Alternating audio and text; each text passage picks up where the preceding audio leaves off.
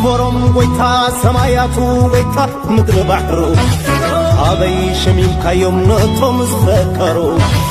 أحفرم سلام أكيد كابرهان زولعكا عدن صلاحتها أحفرم كم سمكا أحفرم من أكبر أحفرم أبن حزبي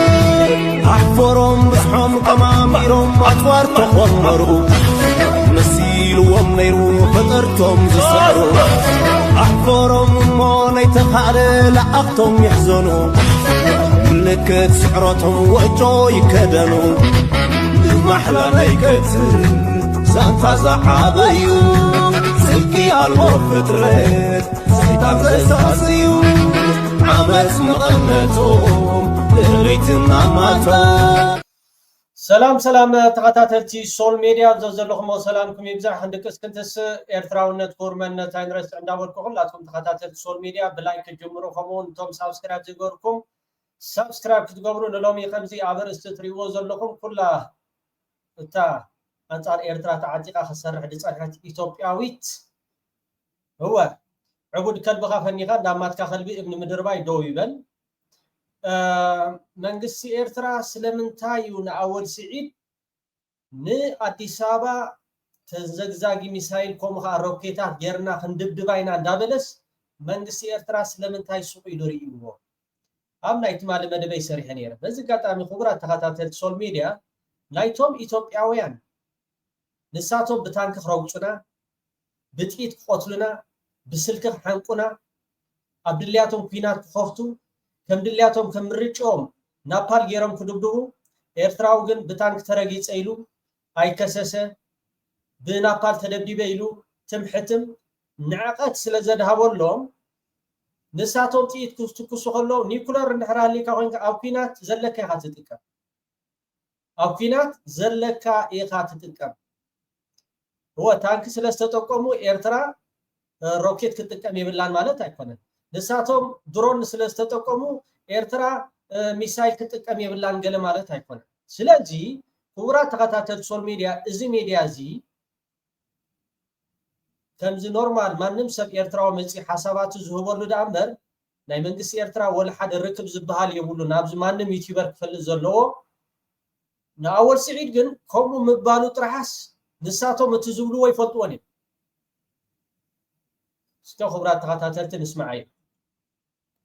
ኤርትራ የፖለቲካ መሪዎች ጋር በስፋት የሚታየው አክቲቪስት አወል ሰዒድ ኤርትራ አዲስ አበባን በሚሳኤል ወደ አመድነት ተቀይራለች ሲል መናገሩ የተዘገበ ሲሆን በህወሓትና በኤርትራ መንግስት መካከል ባለው ትብብር ውስጥ በሚዲያው ዘርፍ ትልቅ ሚና የሚጫወተው ይሄው ኤርትራዊ አክቲቪስት የኢትዮጵያ መንግስት ትግራይ ላይ ጦርነት ከከፈተ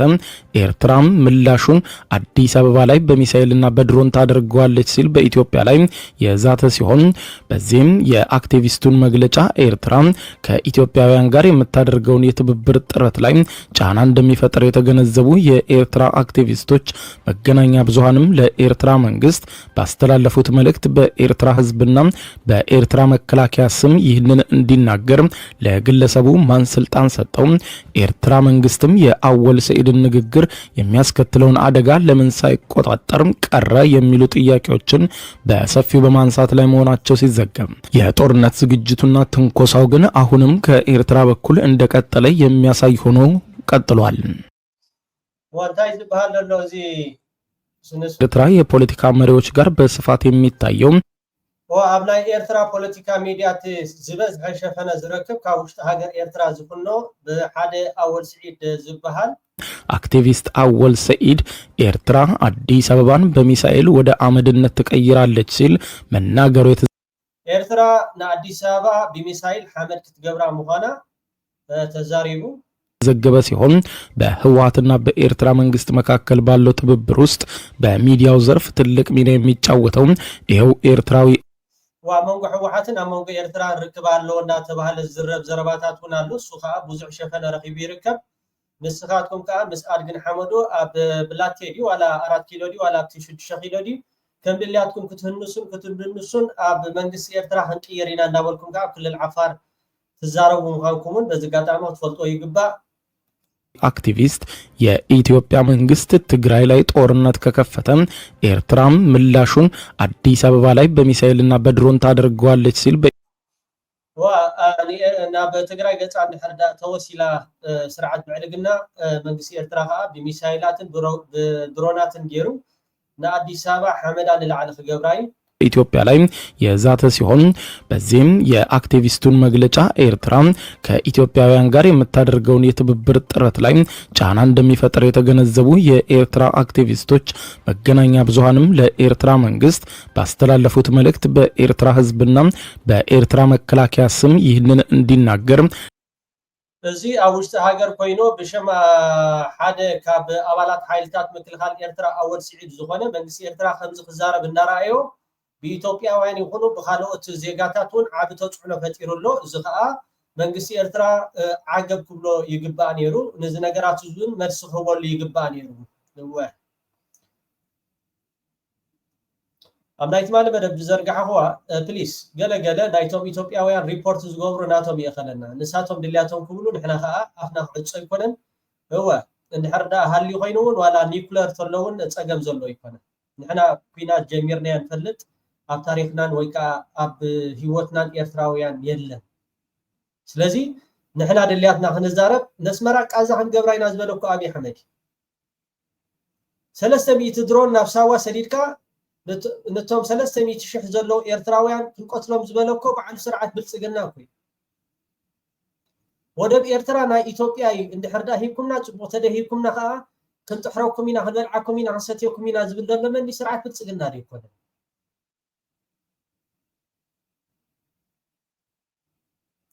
ስለዚ ንሕና ከብድና እምነ ክንእትወሉ ክንክእል ኣለና ንሳቶም ልካ ከምዚ ናይ እስራኤል ሓደ ሰብ ኤርትራ ክቅተል ከሎ 100 ሰባት ክንቆትለሎም ምዃንና ክፈልጡ ክእሉ ነስመራት ትንክፍ ከብልዋ ከለዉ 3-4 ከተማታት ከዓ ሕውስ ሕውስ ከም ነብለን ከዓ ክፈልጡ ክእሉ ማዕረኹም ብኡ ክትክእሉ ኣይርድኦም ኒኩም ንኸተረድዎም ገለ ብዙሕ ሒኽ ኣይትበሉ ኣብ ሕዋትኩም ከዓ ኢድኩም ኣይብላሕ ኖ ኸሚት በልኩም ዝባ ታዲያ ኩሉ ዝውዕል ኣሎ ኣይሰምዑን እዮም ወይስ እቲ ናትና ጥራሕ እዩ ማለት ነቶም ኢትዮጵያውያን ከም ድፋዕ ወይ ከዓ ከም ሽፋን ኮይንኩም እንተኺልኩም ኣብ ፕራይቬት መፂኹም ተዛረቡና ሎማዓንቲ ላይ ኸያትኩም ብምንታይ ምኽንያት ዲኣትኩም ምስተኻደኩም ላይክ ግበሩ ይትሕመቑ እሞ እስማዕ ለግለሰቡ ማን ስልጣን ሰጠው ኤርትራ መንግስት ዳወል ስዒድ መን ስልጣን ሂብዎ ኸም ክብል ብዙሓት ኢትዮጵያውያን ኮሜንት ዝብደሎ ይዝብደሎ ስትም የአወል ሰዒድን ንግግር የሚያስከትለውን አደጋ ለምን እዚ ናይ አወል ስዒድ ዘኸትሎ አደጋ በጣም ከቢድ እዩ ሳይቆጣጠርም ቀረ የሚሉ ጥያቄዎችን በሰፊው በማንሳት ላይ መሆናቸው ሲዘገብ የጦርነት ዝግጅቱና ትንኮሳው ግን አሁንም ከኤርትራ በኩል እንደቀጠለ የሚያሳይ ሆኖ ቀጥሏል ንሕና መርገፂና መንግስቲ ኤርትራ ለይትን መዓልትን ግደፉ ካብ ክቡር ፕሬዝደንት ኢሳያስ አፈወርቂ ኣትሒዙ ተዛሪቡሉ ድሕሪ ሕጂ ፈቲና ንኣትዎ ኮይናቱ ኢና ተገዲድና ንኣትዎ ኮይናት ድሕሪ መፅኡ ግን ንገጥመሉ የስ ንገጥመሉ ብድሕሪኡ ኖ ንስኻ ጥይት ተኩስ ንሕና ሞርታር ክንተኩስ ኢና ኖ ንስኻትኩም ሞርታር ኣይትተኩሱ ንሕና ብታንክ ክንተኩስ ኢና ዝበሃል ነገር የለን ደለካ ኢኻ ተውፅእ ዘለካ ውፅኢኻ ከዓ ትደራበ ማለት እዩ ንሕና ዶ ኩናት ኣዊጅና ኢና ድኹዑ ትኸውን እንታይ ዳ ክትኮን ዳ ደሊኹም ዳ ነስመራ ኣዝማልቶ ዲኹም ክትለኺዋ ቃዛ ክንገብራ ኢና እንዳበልኩም ነስመራስ ንኣዲስ ኣበባ ከዓ ኣዝማልቶ ክንለኻ ኢና ሕብሪ ክንለኻ ኢና ከምኡ ኢኹም ደሊኹም ዘለኹም እዎ ለሚድኩም እኮ ኢኹም ልማዳ እኮ ኢኹም ለሚድኩም ኢኹም እወ ነዴታትና ጡበን ክትቆርፅዎም ከለኹም ትምሕትም ታንክ ጌርኩም ንህዝብና ክትረግፅዎ ከለኹም ትምሕትም ዓድታትና ብናፓላትን ከምኡ ከዓ ኣድባራትን ቤተክርስትያናትን መሳጊድናን ብታንክታትን ብሞርታራትን ክትሕስዎ ከለኹም ትምሕትም በዚህ እዩ ሕጂ እውን ብለካ ኣለኹ ሕጂ እውን ፀሓፎ መዝግቦ ሰነዶ ፅቡቅ ጌሩ ክርዳእካ እዩ ነስመራ ንድሕር ዳ ትንክፍ ኣቢልኩማ ሓመዳ ንልዓሊ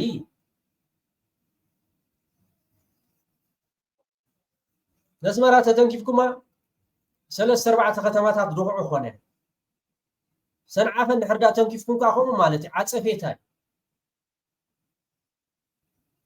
كندش عتلمينكم يوم كليتن معالتن سباليقا مصيوم انتاي كلو علو لهم دريو مالنا ابقارسو كل يزليكا ابقارسي مزياتهم كل يزليكا تصرافا يليكا تبعثا يليكا نزياتهم كسادهم زرقصم يليكا كل ነገር ይዘልيكا ክብረ ዝፈቱ ይኮኑ አይተካላ ሆለሎም ተም ኤርትራውያን ተገይልኩም ላይክ ጎር አይተረዳና ንምንታይ ካቆም ትብለለኻ እንድሕራቱ ሎ ሃሊኩም ኮንኩ ፕራይቬት ዱላ ቢትኩም ንምንታይ ከምዚ አይልካ እዚ ናይ ሚኒስትር ምክልኻል አይኮን እዚ ናይ መንግስቲ ኤርትራ አይኮን ኣብዚ ደገ ኖርማል ባዓሉ ዘካይዶ ባዓሉ አኻኺው ዘውጾ ዩቲዩበር ድዛረብ ዳአምበር ማንም ውክልና ዝሃው የለ ሕልፍ ሓሊፎም ናአወል ኢዶም ከዋጣው ጥሪ ኢሎ ባዓል በላይ መንገሻ ባዓል ሲዩም ተሸመንታይ ክብሉ ውዕሉ نمرحتي إرترا باك أدرونا سدينا قتل كنبلومينا نعاتهم مسقتلناها دحانيو بالحريو سللنا ولا أسمراغنا أتوينا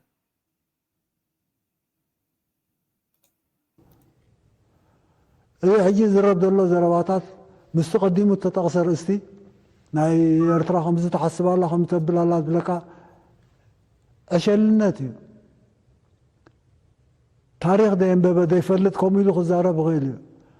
هجي صوتا دلو أمر دلو سبكمو خبل خيم نحن 130 مليون هنا نمنتاي نمن كتفرار هالو 180 ولا 130 مليون كابي يمسيو الا اجي تدغاغم دلو تناريتيف تقنا لايت اب معالتي اب ورحي اب عمد كنداخو مينا نولد كنداخم إنا نولد سلازي 10 مليون 30 مليون بحسب اندحردا معبلاو خينات اندحردا كاينا بأبارلما تزاريبو كيبو على أبي أحمد تاي مالدي بمعبلاو خينات كنو قاطع صران خدينا إيرترا بزعبا وليد قالو غينو تسمع سبا قوم غينو تسمع سبا اندحردا هل يغينو اتو ترغم انتايو ولا أبكينات تغنون بإغري 10 مليون 30 مليون سراويت عتيقنا نيرترا خمغوطا نخلينا لك خمسنا وعد اجر ما خرج نبره خمو غيرنا خنبرينا من يخمينو ابي احمد ديكون يخمين حجنتاينا باول ايد كموطوات ግን ጽቡቅ ሁላ ከብደ ሓቂፋ ያዘላ ቅጽል ጥራሕ ይደለው ቅጽል ፎርዝ ሚሳይል ወላ ኒውክለር እንድሕርዳ ሃሊ ኮይኑ ጽቡቅ ياخلنا الدان ياخلنا هاي تحافرون يهم كبرته وشا بنصيغ ما ابز كمان اول سعيد اسماني فكيدلو منكسي ارتراس يقريتا خبل كخل اللو اب بزح ماس ميدياتات تمال صبغت اي تغفحكم اي صبكم فروز ميسايل مسولكم كا يالا فرصه تباحيلكم كا غلغيركم مالتي بزو خونه نقصل اصبو كنا قومنا اينا دلنا أتصبح كناتات هنا دلنا يترف إذا استباتاتنا لومي إثيوبيا استباتاتنا مهننا زوجت أمحار الله والله أرم الله والله بيشانغول الله والله ندات بهله إرتراو تصبح جرو جفعكم حجون كجفعكم تنكف هبلو توس هبلو زمحركم يلان ناي ساعات شعو نو ايتوكسو خمستوكسو زبحال نغرات يلا نغيركم كو بريزيدنت سياسه فورك انتي دبلوكم دالو زانتا لحري حدا بيبكايو كساب كندي عشلاوي عند رايزي كتغمت وين دصقما يكونن درونات امصينا لنا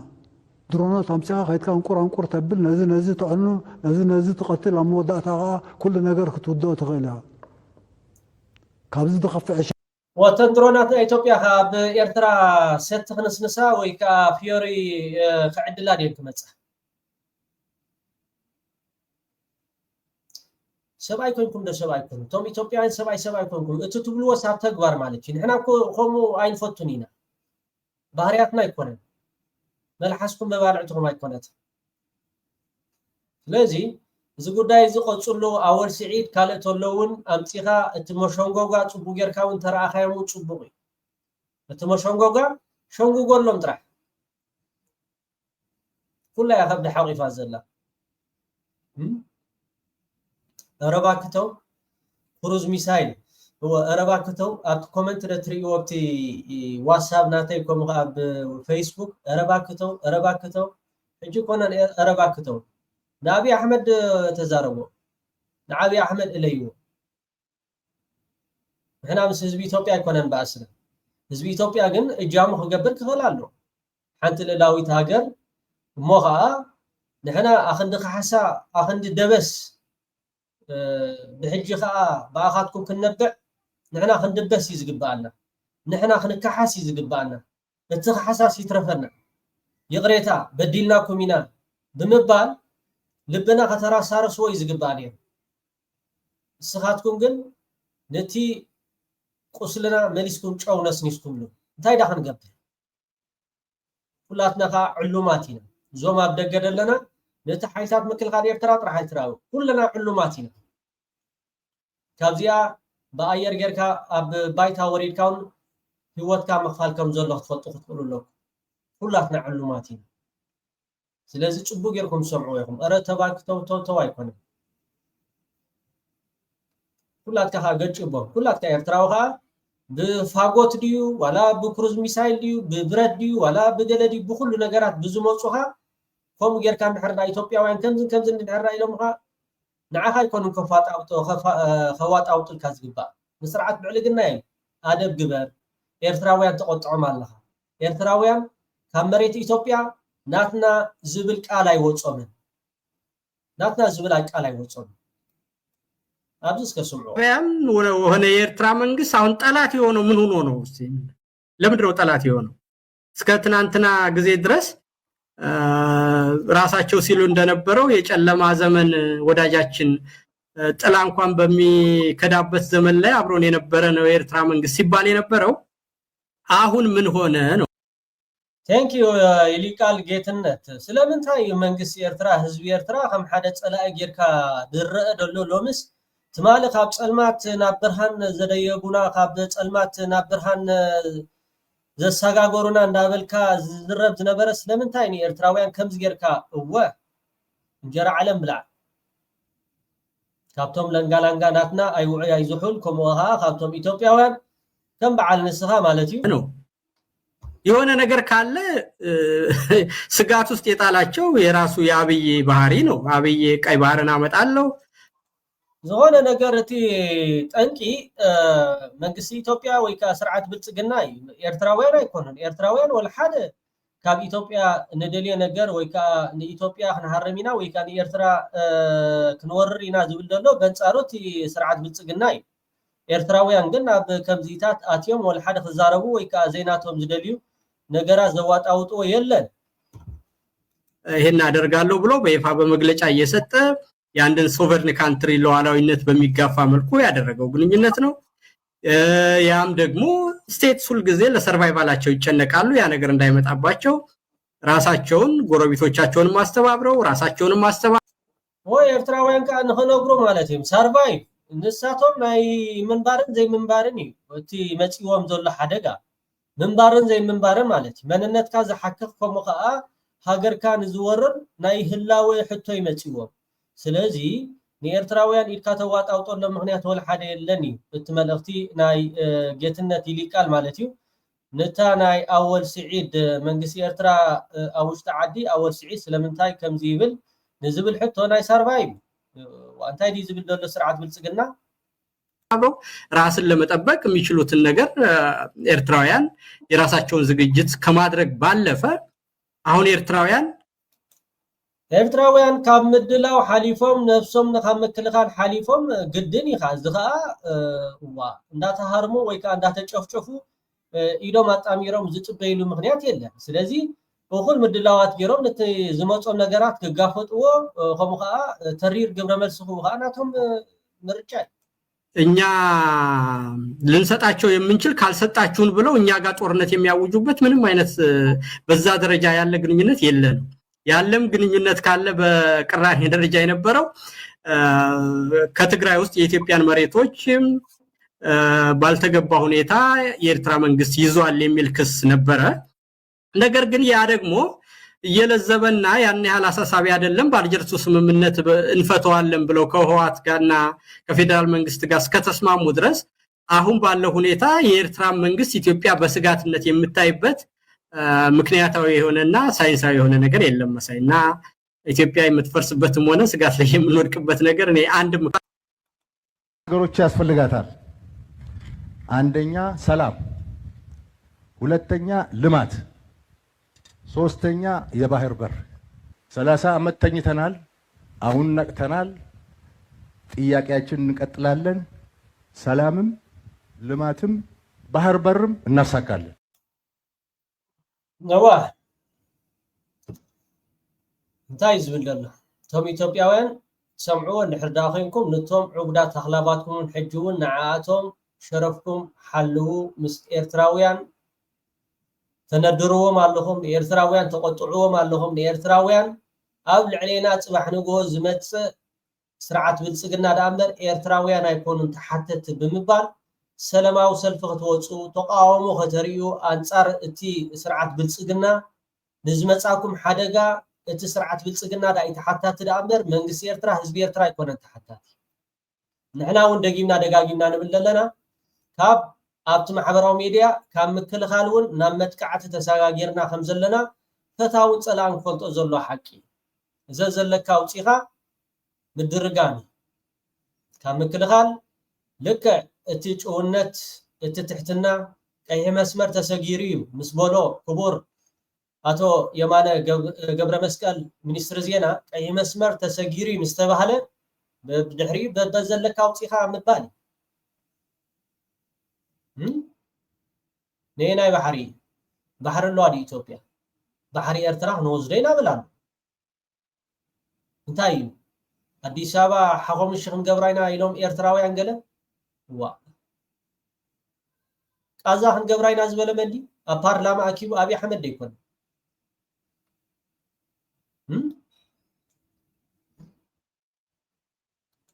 ሊቀደድ እንደሚችል በእጃቸው የመቅደድ ምልክት እያሳዩ ጠቁመዋል። ያን የነበረው መንግስት ኮንፌዴሬሽኑ አያስፈልግም እኛ እንሻላለን እኛ ጠንካራ ነን ብሎ ፌዴሬሽኑን ቀደደው። ያኔ ጠንካራና ኃያል የነበረው መንግስት ወድቆ የተቀደደበት ኃይል ደግሞ የለም ብሎ ታግሎ ዘመናት ይፈጅም ኤርትራ ሀገር ሆነች። ይሄ የትናንትና ማስታወሻችን አሁን እንወያይበት ካል ናቅ የሚያረግ ሰው ካለ ልክ እንደ ኮንፌዴሬሽኑ አላቅ የሚያጋጥመውን ነገር በውይይት ካልተፈታ በንግግር ካልተፈታ በቢዝነስ ካልተፈታ ምን ሊያጋጥም እንደሚችል መገመት አይቻልም። ኢትዮጵያን የመታደግ ከበቂ በላይ አቅም አለን። ዘኢኮኖሚ ናጽነትኩም ክንቆደይና ናጽነትኩም ክንቆደይና ነዋ ካብዚ ዝዓቢ የለን ንሕና ካ ድልያትና ክንዛረብ ኢና ድልያትና ስለዚ ኣነ ኣይዛረብኒ ሓላፍነት ኣይወስደሉን እየ ዝብል ኤርትራዊ እንድሕር ዳ ሃልዩ ኮይኑ ፕሊስ ንስኣቶም ኮይንኩም እቲ ዝገብሩና ደሎ ብውሽጢ ማለት እዩ ሓንሳብ ሪፖርት ከምዚ ዝብሉና ኣሎ ከምዚ ዝብሉና ኣሎ እንዳተባሃሉ ንሳቶም ተፃሚዶም ንሳቶም ፅቡቅ ነገራት ኮይኖም እዮም ዝሰርሑ ንሕና ከዓ ሙሉ መዓልቲ ክንፀሓፍ ክንመላለስ ከምዚ ስለ ዝበሉ ልክዕ ከምዚ ንዛረቦ ዘለና ከምዚ ዝበሉ ኢልና ቪድዮ ንሰድድ ብድሕሪኡ ሎመዓንቲ ላይ ኸ እያ ተናውዒል ወንሳቶም እንታይ ምደልዩ ድሮን ናብ ኣስመራ ኖ ኣይትስደዱ ከምኡ ደይበሃል ኖ ልእላውነት ትጥሕሱ ኣለኹም ከምኡ ይበሃል እዩ ልእላውነት ክልል ሰማያት ኣየር ኢኹም ትጥሕሱ ዘለኹም ኖ ብድሮን ከምኡ ዝበሃል ነገር የለን ሓደ መፂ ዓሰብ ክንወራ ኢና ኖ ዓሰብ እኮ ብግዜ ክንዲዚ ዓመተ ምህረት ናይ ኤርትራ ካርታ እያ ነይራ ገለ ከተረድዎም ትፍትኑ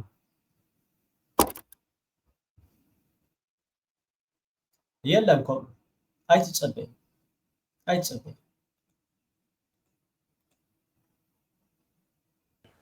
የባህር በር ቅድም ወንድ ጓደኛዬ እንደተናገረው የባህር በር ጥያቄ የህልውና ጥያቄ ነው። ህልውናህን ለመጠበቅ ቤትህን መዝጋት አለብህ። በር ሊኖረው ይገባል። ስለዚህ የኛ ቤት ውስጥ ተከርችሞብን ነው ያለው ጓዳ ውስጥ ውጪ አልወጣንም ስለዚህ የባህር በር ጥያቄ የህልውና ጥያቄ ነው ብለን እናምናለን ያ ደግሞ እኛ ከዚህ በፊት በባህር ኃይል ውስጥ የኖርን በዲሲፕሊን በአላማ በአንድነት ብዙ ነገሮችን የተረዳን ሰዎች ይሄንን ስንናገር በጣም በኩራት ነው በዚህ እድሜ እኔ ለዚህ ጉዳይ አስፈላጊ ነው ቢባል ለመሄድ ትንሽ አለ ቅንጣት ያለ ወደ ኋላ አይደለም ስለዚህ የባህር በር ጥያቄ የኢትዮጵያ ህዝብ ኣብዚ ዕድመዚ እቶም ክቡራት ኣቦታትና ኣኽንዲ ቤተክርስትያን ኣኽንዲ መስጊድ ትሪኦም ኣለኹም እንታይ መሲሎም ኣለዉ ረኣይዎ እቶም መሪሕነት ኤርትራ እንታይ መስሉ ኣለዉ እዚኣቶም ከዓ ኣይሓፍሩ ኣይሓንኩ ተብለኩም ኣሎ ሕጂ እውን በቃ ወዲ 70 ወዲ 80 ዓመት ኮይነ እንድሕር ዳ ዝሞቱ ኢልኩምና ንዓሰብ ክንዘምት ኢና ብላ ኣሎ ወንሳቶም ድልያቶም ክብሉ ንሕና ከዓ ትምሕትም ክንብል ኖ ከምኡ ይኮነን ገሌልና ነዚኣቶም ከተረድዎ ማለት ነዚኣቶም ኣብታ ዘለዋ ድሮን ሰሊድካ ጥሪሕካ ተረድኦ ነዚኣቶም ኣብታ ኣዳራሽ ዘለዋ ሰሊድካ ድሮን ጌርካ ጥሪሕካ ተረድኦ ንሕና ወላ ሓደ ዝሓፂን ወደ ሓፂን እዚ ድሮን ኣለና ዶ ታንክታት ዶ ገለገለ ብኩሉ ተፈቲና ዝሓለፍና ኢና ሓፂን ወደ ሓፂን ንዓና ሓድሽ ኣይኮነን እዚኣቶም ግን ከም ሕብረተሰብ ስለ ዘይፈልጥዎ that's why to pain ወይ ካቲ ዝሕመካ ነገራት ርየሞ ይፈልጡኒ ሕጂ ግን ኣዲስ አበባ ድሮን ጌርና ክንጥሕረኩም ኢና ምስ በለ በቃ ኣይተሓዙለይ ኣይትጨቡጥኒ ነው ከም ዝበሉ ዶ መንግስቲ ኤርትራ ስለምንታይ ውሽጢ ሃገር ኮይኑ ኣወል ስዒድ ከምዚ ይብል ኣሎ ኢልካ ቦቦቦቦቦ ማለት ደሓን እቶ ይሊቃል ማለት እዩ ክሰምዑ ከም ፀንሐኩም ኢትዮጵያዊ ኤርትራውያን እንታይ መንገሮም በጃኻትኩም እስከ እቶም ኢትዮጵያዊ ክንሱስ እንታይ መንገሮም ኢትዮጵያ ኤርትራውያን ስለዚህ ህልውና ጥያቄ እንግዲህ ሌሎች ነገሮችን መጨመር ካለብን ባህር በር ሲባል ወደብ ማግኘትም ብቻ አይደለም ባህር በር ሲባል አገርን ለመከላከል በባህር በሩ የሚሰማራ የባህር ኃይል መኖር ማለት ነው وقال اي وعي اي زحل تم خانيلهم قال اي تسانون تخونوا على ايثيوبيانكم يخم اي تسانون تريول لهم حيل بحرن هو غوبريان حيل بحرن هو غوبر دامر عسم نتقومنا قال يكون زي ابي اوشتي ايثيوبيا اديس አበባ የባህር ኃይል ደግሞ ከፍ ያለ ልምድ ያላቸው ሰዎች እዚህ ውስጥ አሉ አሁን እየተማሩ ያሉ ብዙ የባህር ኃይሎች አሉ እኛም እድሉ ሲገጥመን ሄደን እነዚህን طلال ملسس ملكوت أكل نسمع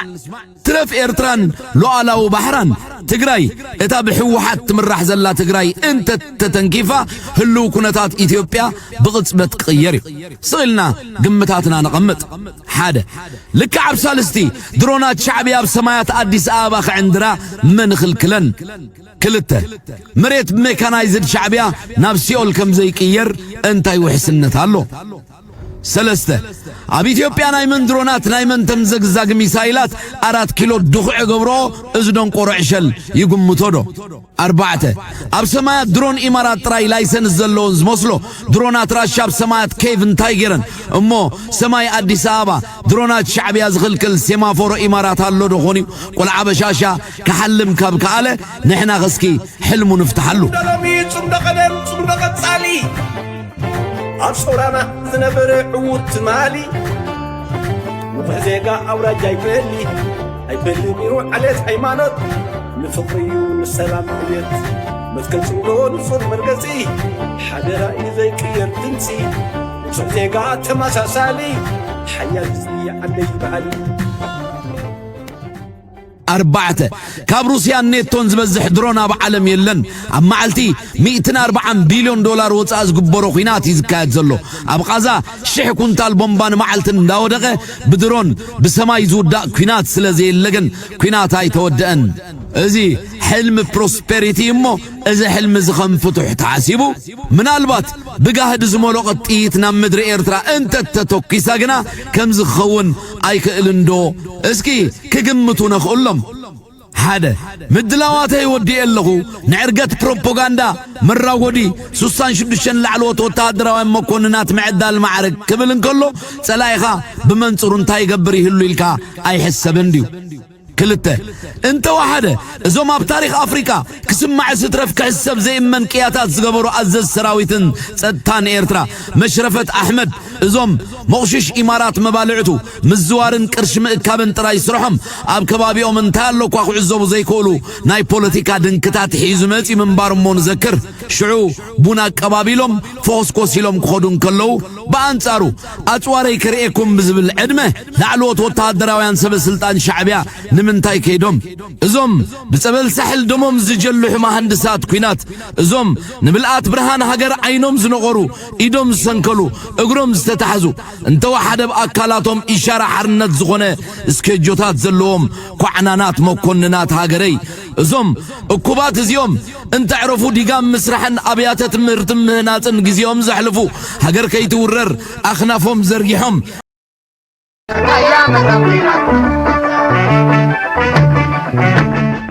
بخالو وغن دما فانو دسيخ قواطاطرا دقايق تريفو الله بغوندرون ود بشاشا چوغر فنچو خمنچو وقرب تريفو مالو فانو حج دما سئلي ايخ قابز دقاقيمه وق يلا نبل نيره حجون يلن انت زهلو نيرو جن كمز مقاطمه بزا سئل زي ان جمر انت يقبر له وتفلطو ينقصو يمزلو ابسري وشينوس ينقص والله اليوم سراويت شعبي هاي بحالو انتاي قبرتي اوم يلون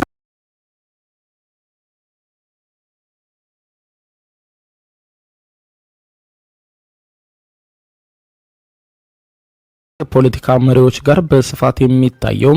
አክቲቪስት አወል ሰኢድ ኤርትራ አዲስ አበባን በሚሳኤል ወደ አመድነት ትቀይራለች ሲል መናገሩ የተዘገበ ሲሆን በህወሓትና በኤርትራ መንግስት መካከል ባለው ትብብር ውስጥ በሚዲያው ዘርፍ ትልቅ ሚና የሚጫወተው ይሄው ኤርትራዊ አክቲቪስት የኢትዮጵያ መንግስት ትግራይ ላይ ጦርነት ከከፈተ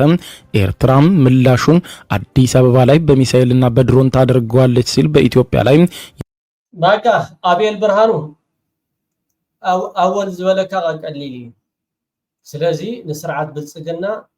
እዚ ትዛረቦ ዘለኻ እዚ ከስማዓካ ድጸንሓኹ አጋናዚብካ ንሕና ከም ኤርትራውያን ደለይቲ ኩናት ኣይኮንናን እንድሕር ኩናት ትንክፍ እንድሕር ዳ አቢልኩም ንኤርትራ ግን አዲስ አበባ ኣይኮነን ካልኡን ኣይትረኽቦን ነጆን ከጠንቀቐካ ማለት እዩ لازم إرترا وسوق سلازبلة نسخاتكم عبرسي إليكم تشيك كتب لكم زم كلهم كزارة وصل حسامي خيامدو أبيل برهانو تاي كل سنة لازم نتوم عقدات أخلاقات كا نعاتهم عقب بلو عقدات أخلاقات نايبل سجنا نعاتهم عقب بلو نو الناس عقب أي نبلن سوق إلهم كم يجبروا تروح نجوها مس إرترا زخانة نجارات مزجورو من قصة حزب إرترا تحتاتي كم زي مخانو من دايم زحتته هاب توم لعلو سبست أنا نايم سجنا مخانو كنحبرك كان فوتو يغني اللي سسناي كبرات خطات السوشيال ميديا أنا كل نخبات صح لايك جبروا خمخا توم سبسكرايب جبركم سبسكرايب نكون نخبات صح سبسكرايب جبروا عدمو ما السوشيال ميديا سلازي بليز نستغلنا لايك نبر نايتهم سرعات بعلقنا زقبروا دلو بدحريت ياكل إرتراوي زياتهم كردوم يدو نو 50 بولم قلقل ولا حدا مستير ناي منس إرترا زفلت ولا حدا يوتيوبر يل ولا حدا يترف حدا يوتيوبر عبد سجر معادو خينو أوش تهاجر كوينا وزغنا نجارات نخلطو أي نبرن وتهدراو مستير مال لازم كم ردوا وسيلكم للتناجرات تمزلوا وتقبلكم تراح دربيلو تاكوي تكون يغني الله ወዳጆቻችን ግልጽ የሆነ እይታ እንዲኖራቸው ስራዎችን የሰራንበት ሁኔታ አለ። ምን ማለት ነው ግልጽ የሆነ እይታ እንዲኖራቸው ማለት? ዝም ብለን ከመሬት ተነስተን አይደለም ባህር እየጠየቅን ያለነው የባህር በር እየጠየቅን ያለነው የባህር በር የምንጠይቀው ቀጥዬ በመገልጻቸው 4 በጣም ጀስቲፋያብል በሆኑ ጉዳዮች ምክንያት ነው። የመጀመሪያው ከዚህ ባህር ጋራ የታሪክ ትስስር አለን። የታሪክ ትስስር አለን ስንል ይሄ ባህር እኛ ጋር ነበረ። ይሄ ባህር አሰብ ነው የነበረው። አሰብ ደግሞ እንደምታውቁት ራስ ገዝ ነው የነበረውና ብዙ ነገሮችን ማንሳት ይቻላል። ወደ ሚዲያ ባናመጣውም እነኚህን ነገሮች በጓዳ በደንብ ማውራት ጀምረናል ከነሱ ጋራና ታሪክ ያያይዘናል ነው። ሁለተኛው ነገር ታሪክ ማያያዙ ብቻ ሳይሆን ዓለም አቀፍ ሕግ እኛን ይደግፈናል ማለት ዲስታንስ ፋክተር የሚሉት ነገር አላቸውና ከዛ የዓለም አቀፍ ሕግ ከሚያስቀምጠው የዲስታንስ ኤክስፔክቴሽን በታች ነው ኢትዮጵያ ያለችው እና በዚህ ምክንያት ይመለከተናል ብለን እያነሳንላቸው ነው የምንገኘው። ሶስተኛው ደግሞ ይሄንን ባህር የምንፈልግበት አክሰስ የምንፈልግበት ጉዳይ ሰርቫይቫል ኢንተረስታችን ሆኗል። አሁን ባለበት ሁኔታ ኢት ቢኬም አወር ሰርቫይቫል ኢንተረስት ዝም ብሎ እንደው ለፕራይድ ሳይሆን እንደው ባህር በር ማግኘት አለብን ብለን ከመናፈቅ ሳይሆን አሁን የህልውና ጉዳይ ሆኗል። ይሄ ደግሞ በመሪዎቻችንም አፍ በጎላ መልኩ ሲነገር እና ሲነሳ የነበረ ጉዳይ ስለሆነ ሰርቫይቫል ነው። ስለዚህ ኢትዮጵያን የቀይ ባህር አክሰስ ያሳጣው ውሳኔ ማን ወሰነው? ካቢኔው ይሆናል ብለን የካቢኔውን ዶክመንት ብናገላብጥ የለም፣ ካቢኔው አያውቀውም። አይ የለም ምክር ቤት ይሆናል የወሰነው ብለን ብንወስን ምክር ቤቱም አልነበረ፣ ምክር ቤት አያውቀውም ውሳኔው። የለም የኢትዮጵያ ሕዝብ በሪፈረንደም ወስኖ እንዳይሆን እንዳይባል ነበርን እኛም ያኔ። የኢትዮጵያ ሕዝብ ያልወሰነው ተወካዮቹ ያላዩት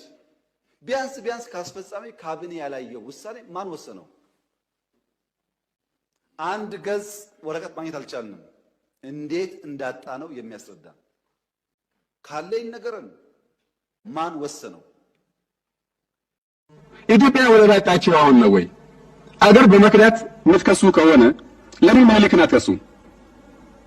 ኤርትራን ከጣሊያን ጋር ተፈራርመው የጣሊያን አካል እንድትሆን የፈረሙት ምኒልክ ናቸው። በዚያ ከሆነ መሄድ ያለብን ምኒልክን ነበር መክሰስ ያለባቸው። ዛሬ እናንተ ከምኒልክ ጀምሮ በኃይለ ሥላሴ አልፎ ደርግ ማስመለስ ያልቻለውን ወደብ የወደብ ጉዳይን የኢትዮጵያ የትውልድ ጥያቄ እናደርጋለን ብላችሁ ያስቀምጣችሁት ለምን? ወደብ ከመጣ እንዳላችሁት በሰላም የሚመጣ ከሆነ በእኛ አይደለም የሚወሰነው፣ በእኛ የትውልድ ጥያቄ በማድረግ አይደለም የሚመለሰው፣ በኤርትራ ሕዝብ ፍላጎት ነው የሚወሰነው ሰላም ከሆነ። ስለዚህ የኤርትራ ሕዝብ ራሱ ወስኖ ኢትዮጵያ ውስጥ እየመጣ ያለ እድገት ለውጥ ይበልጥ መጠቀም አለብኝ፣ ስለዚህም ኤርትራም ኢትዮጵያም በጋራ ማደግ እንዲችሉ እንፍጠር ካለ የሚወሰነው እኛ የትውልድ ጥያቄ ያለብን ብለን ስላራገብ ነው አካኪ ዘራፍ ስላለን ሳይሆን የኤርትራ ሕዝብ መጠቀም አለኝ ብሎ ነው የሚወስነው። ስለዚህ ይሄን መተው ያለብን ለኤርትራ ሕዝብ አይደለም ወይ? የትውልድ ጥያቄ ወደብ እናደርጋለን ብላችሁ ከምታራገቡት ለምን ድህነታችን ነው ጠላታችን እሱ ላይ እንዝመት አትሉም? ወደብ ቢኖረን ይጠቅመናል። ወደብ ግን የእድገታችን ዋነኛው ምንጭ አይደለም። የእድገት ዋነኛው ምንጭ أحفرهم ويتا سمايات ويتا مدر بحرو أبي شميم كيوم نطم زفكرو أحفرهم سلام أكيد كابرهان زولعكا عدن صلاحتها أحفرهم كم سمكا أحفرهم هي من أكل بي أحفرهم هي أبن نسبي أحفرهم بسحهم كماميرهم أطوار تخمروا نسيلوا ومنيروا فقرتهم زسروا أحفرهم موني تخالي لأختهم يحزنوا ملكت سعرتهم وجو يكدنوا محلى نيكت سانتا زحابي